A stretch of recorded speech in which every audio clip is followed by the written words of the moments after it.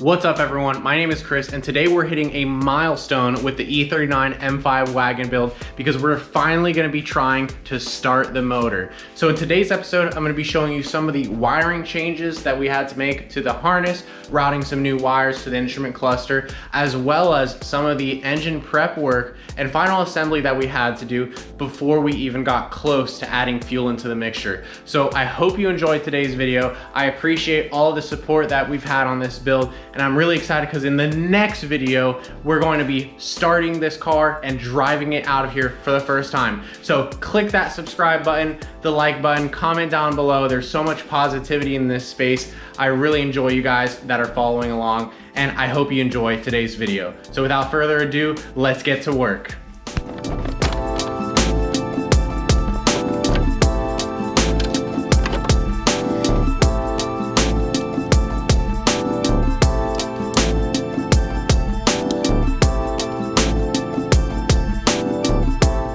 So here in the ECU box, if you pull out connector X6004, that's the only connector that comes from the chassis harness of the E39s, and the rest of them are going to be connectors for either your transmission or your DME.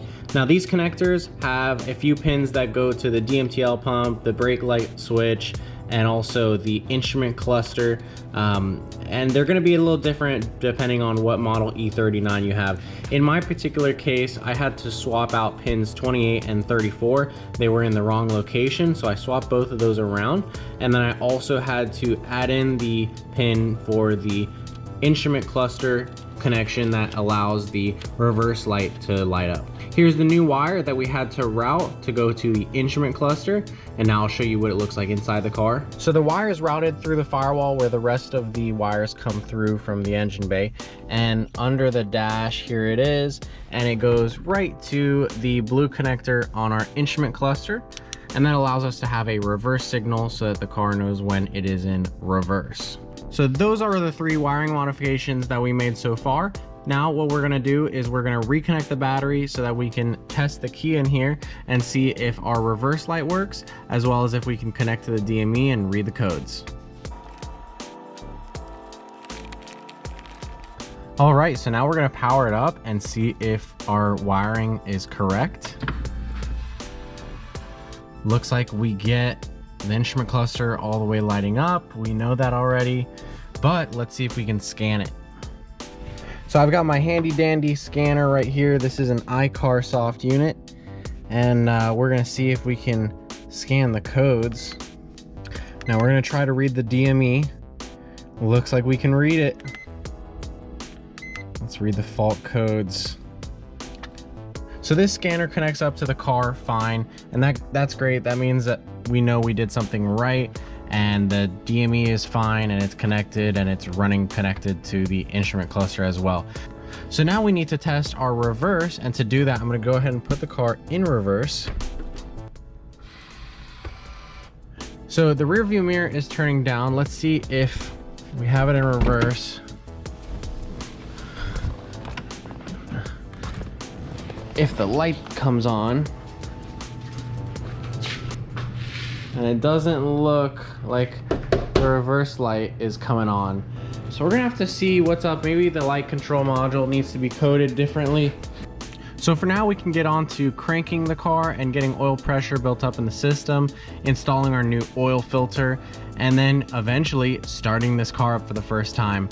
So let's see if it runs. Sweet, so we just finished installing our oil filter housing as well as our power steering reservoir.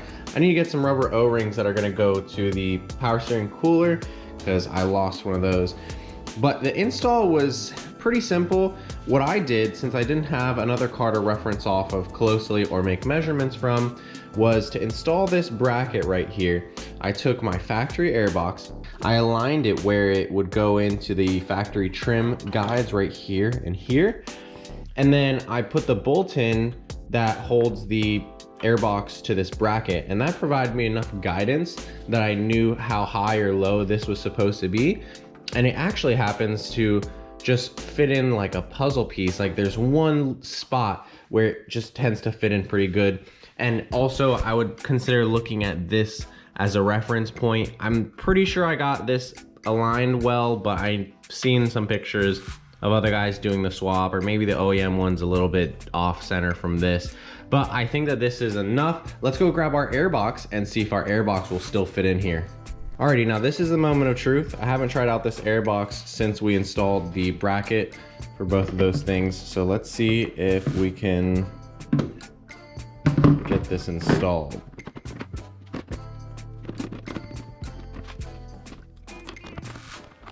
All right, so we've got the airbox in, and this is just barely tight in this bolt right here, but we know that it fits in there correctly, and we'll be able to install our other airbox fine, and then eventually get the whole car together. We also need to get these headlights in, but that'll be for the next episode. I also am using some temporary hardware to hold these filter and the reservoir in place for now, because I don't have the replacement gaskets, the rubber. So we've got those on order, and that way we'll be able to correctly install these here. But for now, this is gonna be able to work. Now what we're gonna have to do is change this oil filter, because I know that the one in here is old. And then we'll be able to finally try cold cranking, I'll call it, the motor. So we wanna see if oil flows through the motor, if it goes through the oil filter, and we wanna build some oil pressure up in the motor before we try starting it for the first time. So let's go and do that.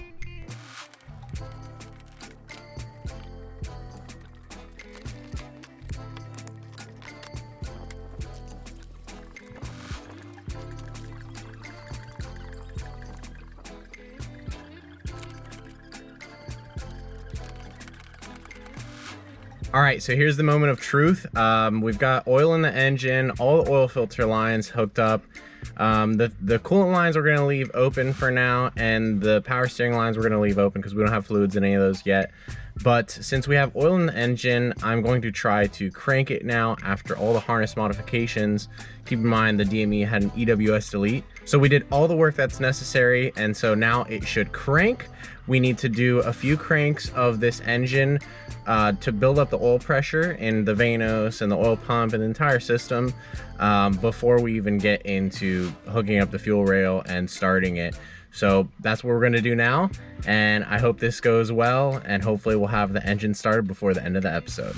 And by the way, we kind of finished up some of the interior pieces here with the glove box attached and most of the steering column and all that. We're gonna stick with this wheel for now.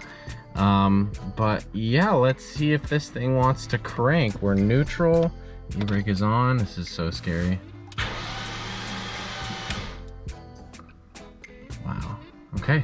So the car cranks, and that's good, but we noticed that the battery is almost dead, so it kind of stopped cranking for a second. Goose is nervous because he wants to get this car started as much as I do. But yeah, what we need to do now is let the battery charge some more, and then hopefully we'll be able to hook up the fuel rail, and after a lot more cranking without fuel, we'll be able to hook up the fuel and get this engine started.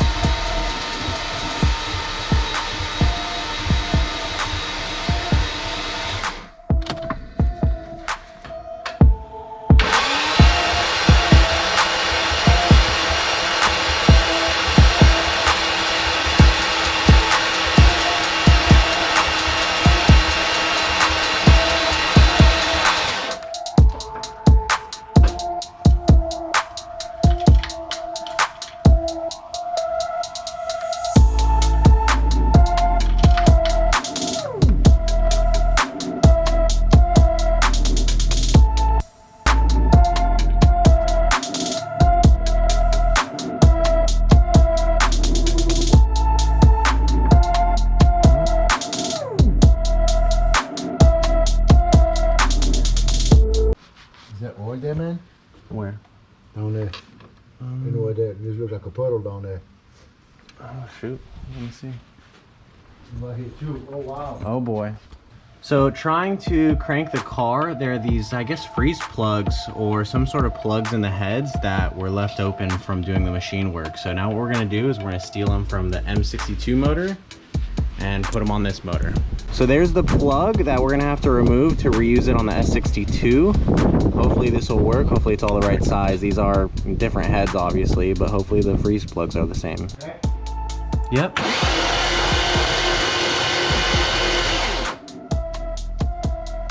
Yeah, I don't see any new oil coming out.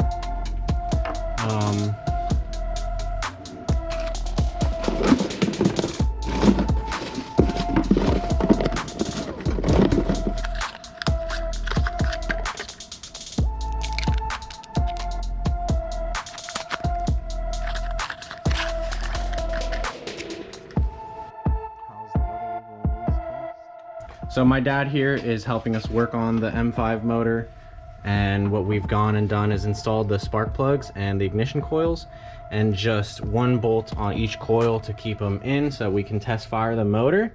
We have cold cranked it a ton now, and we fixed our oil pressure issue, which was surging out of here. We put those plugs in there.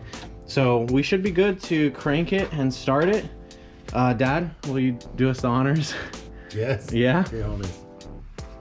Okay, if I just literally if crank it for a couple seconds, and then if it starts, good. But I'll tell you to stop it like pretty quickly. Let me put the fuel rail on.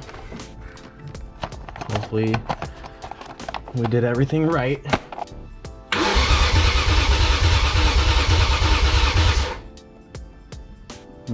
Try it again.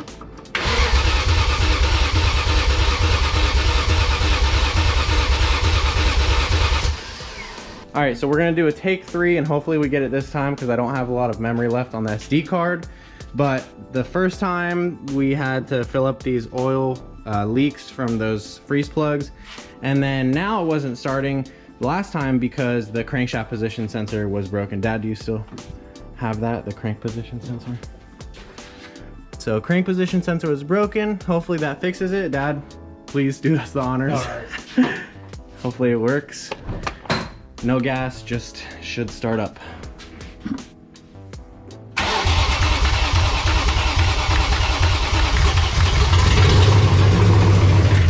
Kill it. Oh.